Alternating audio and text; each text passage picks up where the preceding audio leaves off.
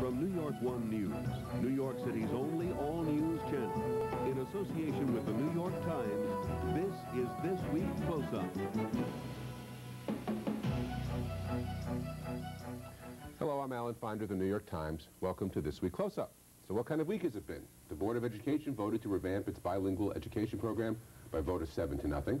Mayor Giuliani's Decency Commission has yet to be chosen, but a U.S. Supreme Court ruling on another First Amendment issue may, in fact, have set limits on the government's ability to attach strings to public money for expressive activities, perhaps including these expressive activities. And this week, it seems it's not only Democrats in trouble, the state Republican Party is in some disarray, too. Joining me to discuss these stories and more are my New York Times colleagues, op-ed page columnist Bob Herbert, editorial board member Eleanor Randolph, City Hall Bureau Chief Elisabeth Bumiller, and Metro political correspondent Adam Nagurney. What a minefield that was. Welcome. And how appropriate that we should start with bilingualism for some of us who aren't even monolingual. And just for the sake of our viewers and my own peace of mind, let's conduct this only in English, if we will. This has been brewing for a long time. The mayor, among others, has been pushing to revamp the bilingual program. Bilingual program goes back to the early 70s, and I believe there's a court settlement and a series of things. As I understand it, what they're doing is expanding the options. They're certainly not ending bilingualism, which is apparently going on in other parts of the country, but they are certainly changing the way it's going to work and opening the options. How's it going to work? Well, nobody knows exactly how it's going to work, and this court settlement that you talked about, I mean, nobody knows whether they have to deal with this again, because in 1974, the courts in the city agreed basically that if you didn't pass this test, you would go into bilingual education, and then you would set up this huge bureaucracy to help people who didn't speak English well enough.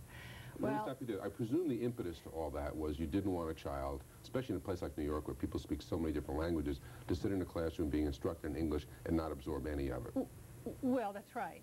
And as a child gets older, it's more difficult. I mean, that's one of the real problems, is that you can, there's the sink or swim school, and then there's the school that just keeps you afloat, you know, forever, basically, and you don't learn English. So the middle school and high school kids are the ones that are going to have the most difficulty. This new program sets up 4 different tracks, if you will. There's the old bilingual track, and then there are 3 other options. Parents are going to get to decide, really, where they want their children to go. And hopefully by the, you know, when it gets into full gear, this will give some people learn, anybody who's tried to learn a language knows how hard it is for some people to learn languages. So some people can actually get into the sink or swim system and swim. And others really need a lot of help. And the real problem for the school system is going to be finding teachers, because this, say, middle school and high school teachers, because they're going to say have 1 day in Spanish and 1 day in English. Alternating. And so where are you going to find somebody who's going to teach? I mean, it may be the same teacher who can do this, but you've got to find this very specialized teacher who can teach, say, high school chemistry in Spanish, and fluent English. So it just adds to the problems that the school system has. And obviously, if you had 2 different people doing it, you'd have no continuity. Since it's one course, you couldn't change people interchangeably. I don't know. They could meet. You know, they could discuss things and meet. Are there any estimates for how many kids would go into each of these 4 tracks? Which would be the most popular and No, somebody said that the fact that it was a 7-0 vote made it clear that there were no details. You know, we don't know really what's going to happen quite yet. So well, I don't know. And part of the problem with this has been pointed out. Part of the problem with this is that the child is not fluent in English, and the chances are the parents are not going to be either.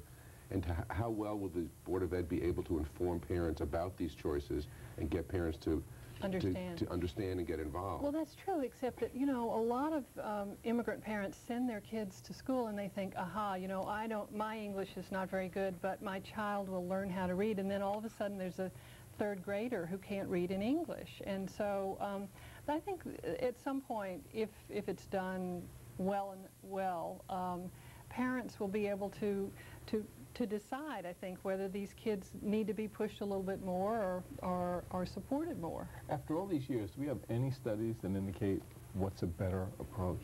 Probably What works better than something else? Swim, I would guess sink or swim, right? Well, it works best in the early years. Right. I mean, the best thing is that if you're gonna be bilingual or start a new language, the best thing is to start a new language in the first 6 grades, because then it's easier.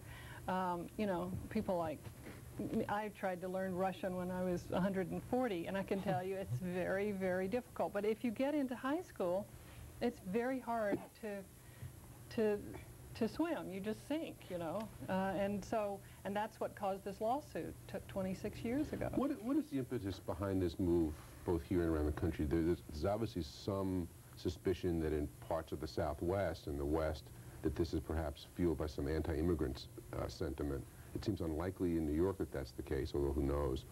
Is this because bilingualism hasn't worked, or is this a broader series of questions that are involved? It is because bilingualism, basically, a lot of it hasn't worked. And it's also because you've got some societies that are set up around the country that people basically live in a world where they speak a foreign language in America. And there was this thing in the paper the other day about this guy who was talking to this little girl. He said, "Are you bilingual?" And she said, "Oh no, I'm trilingual because I speak 3 languages." And he said, "Well, oh, that's interesting. Well, what do you call somebody who speaks only 1 language?" "Oh, those are Americans." You know? Is there in fact anything wrong with having someone come to this country, or to this city for that matter, and learn in fill in the blank, Urdu, Spanish, French, and then exist in an immigrant enclave where that language basically gets you by? Well, what if you want to be a citizen? What if you're going to go to jury duty? What if you need to vote? I mean, we know that how difficult it is. There are some ballots, say, in Chinese, but I don't know whether you saw this, but in Chinatown, the last election, they had the Republicans and the Democrats confused on the Chinese ballot.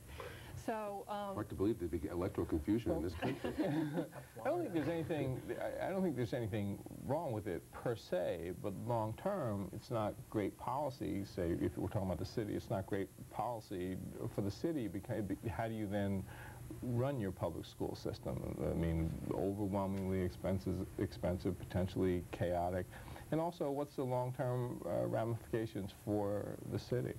So it's a tough call.